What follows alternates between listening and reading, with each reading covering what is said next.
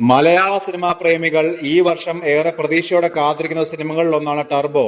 മധുരരാജയ്ക്ക് ശേഷം മമ്മൂട്ടിയും വൈശാഖും ഒന്നിക്കുന്ന ചിത്രം അനൗൺസ്മെന്റ് മുതൽ തന്നെ പ്രതീക്ഷകളുടെ കൊടുമുടിയിലാണ്.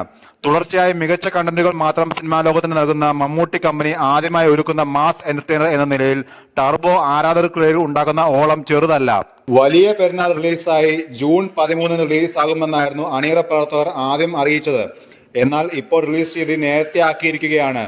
മെയ് 23 സിനിമ റിലീസ് ചെയ്യുമെന്ന് മമ്മൂട്ടി തന്റെ സോഷ്യൽ മീഡിയ പേജിലൂടെ അറിയിച്ചു. ഇതോടെ മെയ് മാസത്തിലെ വൻ റിലീസുകളുടെ ലിസ്റ്റിലേക്ക് ടർബോയും ചേർന്നിരിക്കുകയാണ്.